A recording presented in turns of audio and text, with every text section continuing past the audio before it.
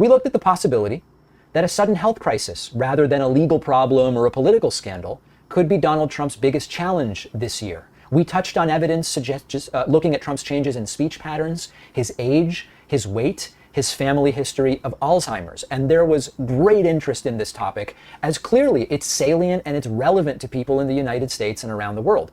But today I want to push the conversation forward by exploring a couple of new angles and some potential scenarios surrounding Donald Trump's health that many of you have been writing to me about, and how this might impact the second term. Now, if you're wondering, why is all of this stuff about Trump's health going viral? There's a reason why. There's a reason why it matters more than...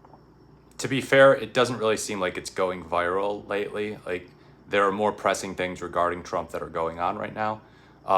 Obviously, being 78 years old and overweight has always been something that people have known about, but I wouldn't go as far as saying that it's gone viral.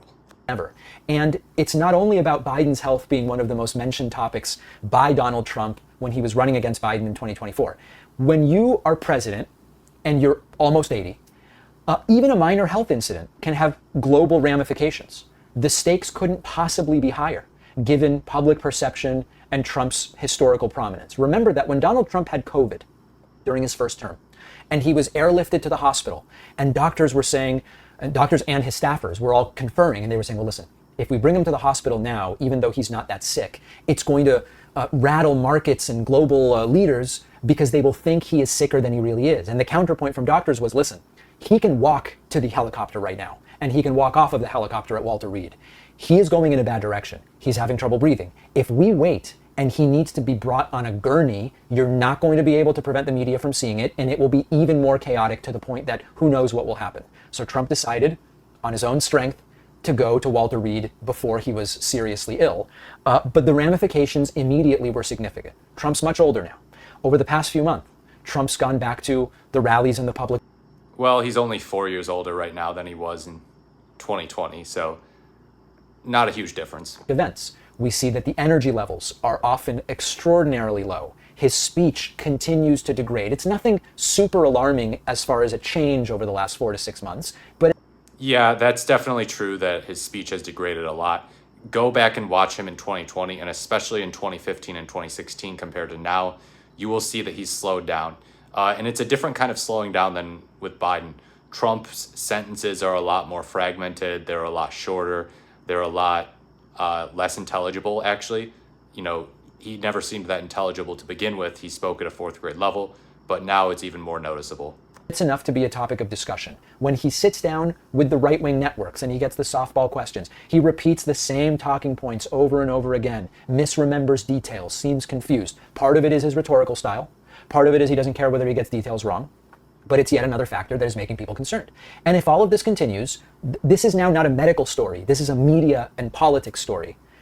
Will mainstream corporate media or conservative media or even Trump's own staff be honest about what's going on?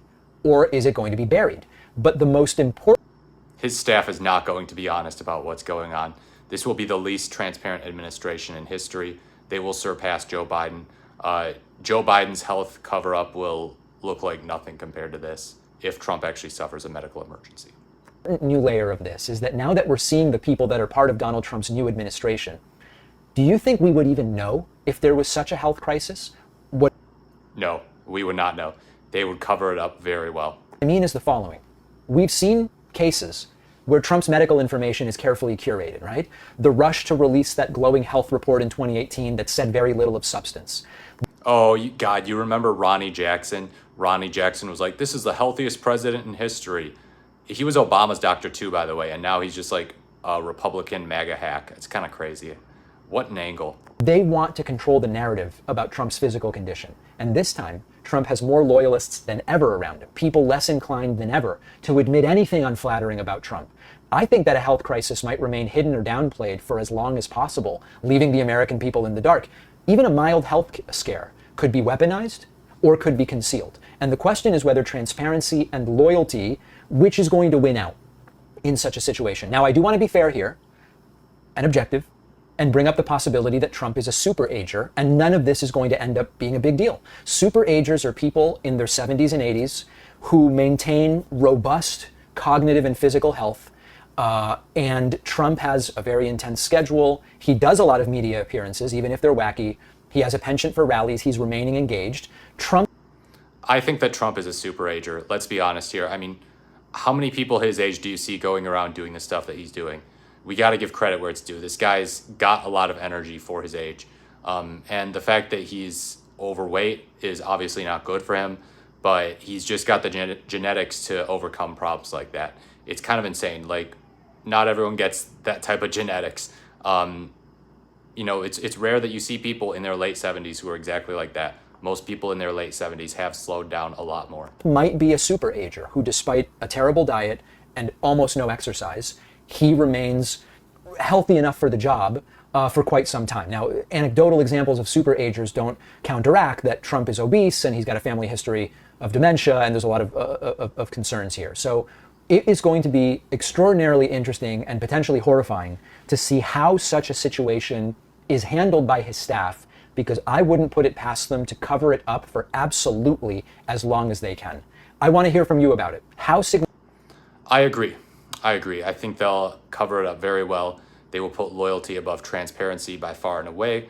Let's face it, most presidential administrations are not super transparent, and a lot of presidents like to have loyalists in their administration, but Trump takes it to a whole new level where he prioritizes loyalty to him over literally everything. Joe Biden did not do that. Barack Obama did not do that. George W. Bush even did not do that. So Trump's unique in this regard.